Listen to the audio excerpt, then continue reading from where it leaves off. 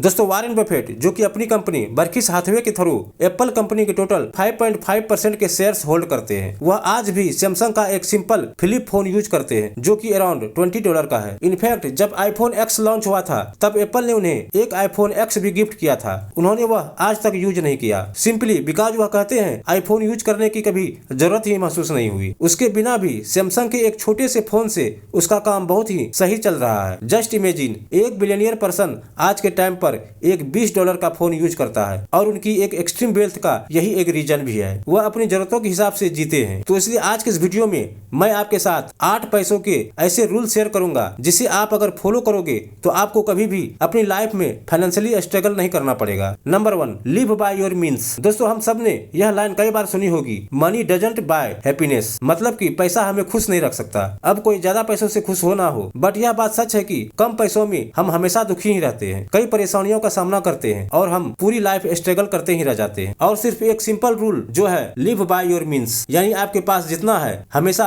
उससे कम खर्च करो। अगर इस सिंपल रूल को अपनी लाइफ में ऐड कर लो तो यह आपकी पूरी फाइनेंशियल लाइफ चेंज कर सकता है। नंबर 2, पे योरसेल्फ फर्स्ट। दोस्तों दुनिया में 3 तरह के लोग होते हैं, एक वो जो सेव करते हैं, दूसरा जिन्हें लगता है कि वह कभी सेव ही नहीं कर सकते, तीसरा जिन्हें लगता है कि उन्हें सेव करने की जरूरत ही नहीं है। बट ऑथर मॉर्गन हाउसल अपनी book the psychology of money में बताते हैं कि वेल्थ को बिल्ड करने में यह ज्यादा मैटर नहीं करता है कि आपकी इनकम कितनी है या आपके इन्वेस्टमेंट से आपको कितना रिटर्न मिल रहा है, बल्कि जो चीज सबसे ज्यादा मैटर करती है वह है कि आप कितना पैसा सेव कर रहे हो, यानी सेविंग्स। अगर आपको लगता है कि वेल्थ बिल्ड करने के लिए आपको और ज्यादा मनी की जरूरत है या आपको ज्यादा से ज्यादा हाई इन्वेस्टमेंट रिटर्न चाहिए तो आप गलत हो। इन्वेस्टमेंट रिटर्न आपके हाथ में नहीं है, आपको नहीं पता है कि मार्केट में कब क्या हो जाए, आपकी इन्वेस्टमेंट स्ट्रेटेजी काम करेगी या फिर नहीं, बट आपके हाथ में जो है वह आपकी पर्सनल सेविंग्स, जिस पर आपका 100% कंट्रोल है, जिसे सेव करके आप अपनी वेल्थ जनरेट करोगे। 2017 के एक सर्वे के अकॉर्डिंग यह देखा गया था कि 6 में से 1 इंसान ऐसा जरूर था जिनका अपनी सेविंग को लेकर यह कहना था कि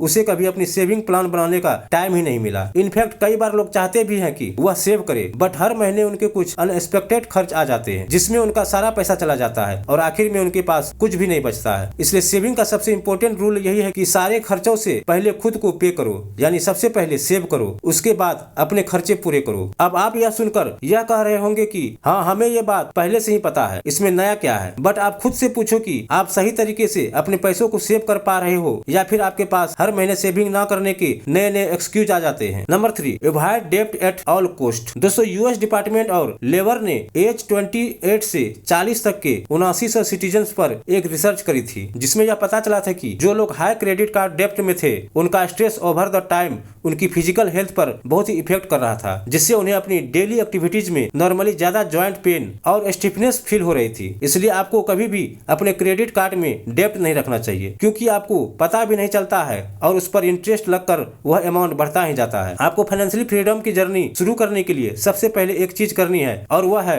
अपने सारे डेब्ट को क्लियर करो, यानी अपने सारे उधार को चुका दो। फाइनेंस का सबसे बेसिक रूल यह है कि अगर आपके पास किसी भी तरह का डेब्ट है तो आप कभी भी अपनी सेविंग की जर्नी को स्टार्ट नहीं कर सकते हो। और काफी लोग अपने बहुत सारे डेब्ट के साथ ही लॉन्ग टर्म इन्वेस्टमेंट स्टार्ट कर देते हैं, जहां वो अपने डेब्ट भी पे कर रहे होते हैं, साथ ही साथ थोड़ी बहुत इन्वेस्टमेंट भी कर रहे होते हैं। इससे होता यह है कि आपके फाइनेंशियली फ्री होने का प्रोसेस बहुत ही स्लो हो जाता है। इसलिए सबसे बेटर आप सबसे पहले अपने सारे छोटे मोटे डेब्ट क्लियर कर दो, जैसे मोबाइल फोन, लैपटॉप की ईएमआई, अपने कार का लोन और भी किसी के लिए लिया हुआ कुछ लोन हो तो उन सबको जल्दी से जल्दी क्लियर करने की कोशिश करो। हाँ, कुछ बड़ा अमाउंट जैसे होम लोन वह आप एकदम से पे नहीं कर सकते हो तो वह एक्सेप्शन है।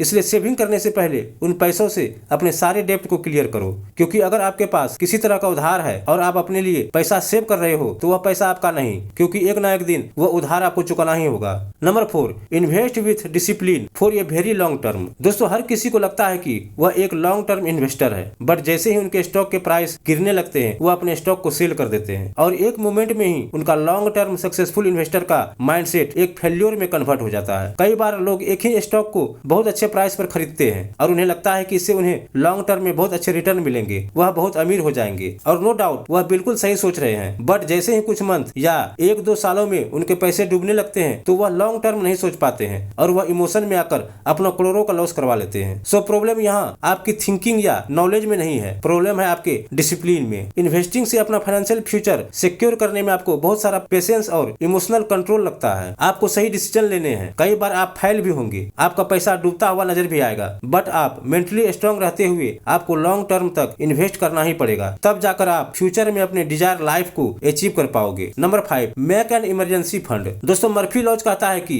If anything that go wrong will go wrong, यानी अगर कुछ खराब हो सकता है और आप उसके लिए प्रिपेयर नहीं रहोगे तो वह जरूर खराब हो जाएगा। ज्यादातर लोगों को अगर कोई इमरजेंसी आती है जहां उन्हें पैसों की रिक्वायरमेंट होती है तो वह या तो अपने क्रेडिट कार्ड का यूज कर लेते हैं या फिर अपनी नेक्स्ट सैलरी पर डिपेंड हो जाते हैं, जहां वो यह सोचते हैं कि कुछ भी खराब हो जाए तो वह उसे नेक्स्ट मंथ सही कर लेंगे या वह उसकी ईएमआई बनवा लेंगे। बट ज्यादातर लोग यह नहीं सोचते हैं कि अगर उनका यह इनकम सोर्स ही खत्म हो जाए तो वह क्या करेंगे, क्योंकि ज्यादातर लोग अपनी जॉब से मिलने वाली सैलरी पर ही डिपेंड है। उनकी जॉब ही उनका मेन सोर्स ऑफ इनकम होता है। इसलिए अगर उनकी main source of income he dead हो जाए, किसी रीजन से उनकी जॉब चली जाए, जैसे कि हमने कोविड टाइम में देखा था, तो अब वह इस लॉस को कवर करने के लिए किसी इनकम पर डिपेंड रहेंगे।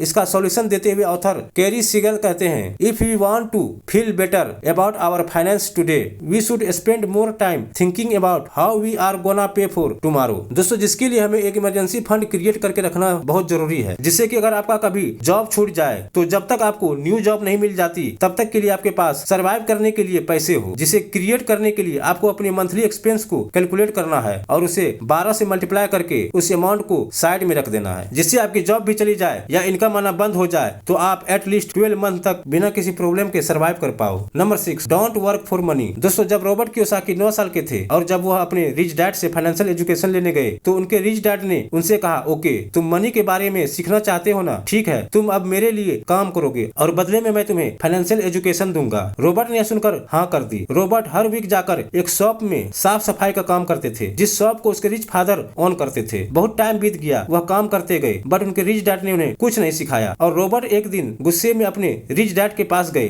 और कहने लगे, मैं आपसे सीखने आया था कि रिच कैसे बनना है और मैं इतने टाइम से सिर्फ काम ही करे जा रहा हूँ, आपने मुझे कुछ पे भी नहीं किया जिससे मैं एटलीस्ट कोई कॉमिक बुक ही खरीद लूं। उसके रिच डैड ने स्माइल करके कहा, यही है तुम्हारा पहला लेसन। जिस मोमेंट में तुम्हें तुम्हारे टाइम के बदले पे करने लग जाऊंगा तो तुम एक एम्प्लॉय की तरह सोचने लग जाओगे। और अमीर लोग कभी पैसों के लिए काम नहीं करते, वह बस सीखते हैं और पैसा उनके लिए काम करता है। इसलिए अपनी एक ऑनर मेंटली डेवलप करो। कभी भी ज्यादा पैसों के लालच में ज्यादा काम मत करो। कभी भी एक सिंगल सोर्स ऑफ इनकम पर डिपेंड भी मत रहो और अपने सपनों को काम पर लगाओ। अगर आप किसी भी अमीर आदमी को देखोगे तो हमेशा उनके पास मल्टीपल सोर्स ऑफ इनकम होती है। उसके पास कई सारे एसेट्स होते हैं जहाँ से उसे पैसा मिलता रहता है और एक गरीब इंसान के पास हमेशा एक ही सोर्स ऑफ इनकम होती है। इसलिए अमीर और अमीर होता जाता है क्योंकि वह अपने पैसों को काम पर लगाता रहता है, नई नई इनकम सोर्स बिल्ड करता रहता है। वहीं एक गरीब इंसान हमेशा अपनी सिंगल सोर्स ऑफ इनकम पर ही डिपेंड रहता है। नंबर 7, प्राइवेटाइज इन रिवर्स। दोस्तों हम लोग हमेशा नेक्स्ट बिग थिंग को चेस करते हैं। हमें अगली क्या चीज खरीदनी है, नेक्स्ट कहाँ घूमने जाना है, क्या करना है, हम हमेशा इस पर फोकस करते हैं, जबकि हमें उसका उल्टा करना चाहिए। जो हमारा लॉन्ग टर्म गोल है उस पर हमारा सबसे ज्यादा फोकस होना चाहिए। जैसे रिटायरमेंट आपके लिए सबसे लास्ट स्टेज है, बट यह आपकी नंबर 1 प्रायोरिटी होनी चाहिए। एक घर खरीदना, एक गाड़ी खरीदना आपके लिए ऑप्शन हो सकता है, बट रिटायरमेंट के लिए आपके पास कोई ऑप्शन नहीं है। एक टाइम आएगा जब आप काम नहीं कर पाओगे। उस टाइम के लिए अगर आपके पास सही पैसा नहीं हुआ तो आप बहुत बड़ी मुसीबत में फंस सकते हो। इसलिए जो आपके लास्ट गोल है उन पर सबसे पहले काम करो। यह डिपेंड नहीं करता है कि आप कितना कमाते हो, आपकी एज क्या है। आपको यह बात समझना बहुत जरूरी है कि आप अपने रिटायरमेंट के लिए काम कर रहे हो और आपका गोल है कि आप जल्दी से जल्दी रिटायर हो पाओ। इसलिए आपको जितना जल्दी हो सके उतना जल्दी अपना रिटायरमेंट फंड क्रिएट कर देना चाहिए। और रिटायरमेंट फंड क्रिएट करने का यह मतलब नहीं है कि आप सेविंग अकाउंट में से पैसे रखने लग जाओ, बल्कि उन पैसों को इन्वेस्ट करो, वो भी किसी ऐसी जगह जहाँ रिस्क कम हो और जिसे आप लॉन्ग टर्म तक के लिए होल्ड कर पाओ। चाहे कुछ भी हो जाए, इन पैसों को आप कभी भी टच नहीं करोगे। इसलिए नेक्स्ट टाइम आप कोई भी नया फोन लेने की सोचो या फिर कोई नया खर्चा करने की सोचो, उससे पहले रिवर्स करके अपने लॉन्ग टर्म गोल को देखो। Number 8, always look for discount. दोस्तों अपने पैसे सेव करने का मतलब यह नहीं है कि आप सिर्फ अपनी सैलरी का कुछ अमाउंट सेव करो, बल्कि अपने एसेट और लायबिलिटीज को सस्ते से सस्ते दाम पर खरीदना भी एक सेविंग ही है। कई लोग यह गलती करते हैं कि वह हर मंथ कुछ अमाउंट सेव तो कर लेते हैं, बट उनके बाद पैसा बचाने का नहीं सोचते हैं और महंगे महंगे खर्चे कर जाते हैं, जबकि वह ओवर रिसर्च करके उन चीजों को सस्ते में और स्मार्टली खरीद सकते हैं। अभी हर जगह पैसा बचाने की आदत आपको बहुत ही अजीब लग रही होगी, कि यार मैं थोड़े से पैसे बचाकर क्या ही कर लूंगा। बट जब आप क्वालिटी प्रोडक्ट सस्ते में खरीदना सीख जाओगे और टाइम के साथ यह स्किल आपकी आदत बन जाएगी तो आपकी लाइफ में बहुत ज्यादा चेंजेस आने लग जाएंगे। आप पैसों को लेकर पहले से और भी ज्यादा समझदार हो जाओगे। जब फेसबुक ने व्हाट्सएप को खरीदा तब WhatsApp already 138 million dollar loss में था और उस समय व्हाट्सएप की बर्डिंग प्राइस 16 बिलियन डॉलर थी। लेकिन फेसबुक के ऑनर मार्क जुकरबर्ग यह जानते थे कि व्हाट्सएप के बहुत ज्यादा यूजर है और फ्यूचर में व्हाट्सएप उन्हें बहुत ज्यादा दे सकता है। इसलिए उन्होंने 2014 में व्हाट्सएप को 19.3 बिलियन डॉलर में खरीद लिया। जिस टाइम व्हाट्सएप पर सिर्फ 500 मिलियन यूजर ही थे और आज व्हाट्सएप के टोटल 2 बिलियन यूजर्स है। इस डील के 6 साल बाद व्हाट्सएप का साल 2020 का total yearly revenue around 5.5 billion dollar था। और इसी तरह जब स्टॉक मार्केट क्रैश होता है तो ज्यादातर स्टॉक डिस्काउंट में मिल रहे होते हैं, उनके स्टॉक प्राइस अपनी रियल वैल्यू से कम हो जाते हैं। तो हमेशा हमें उस अपॉर्चुनिटी के तलाश में रहना चाहिए जहां आपको एक अच्छा बिजनेस या एक अच्छा एसेट्स आपको बहुत हेवी डिस्काउंट पर मिल रहा होता है, तो आपको उसे उस टाइम खरीद लेना चाहिए। तो दोस्तों ये थे पैसे के 8 रूल जिन्हें अगर आप सही ढंग से लाइफ में यूज करोगे तो आप भी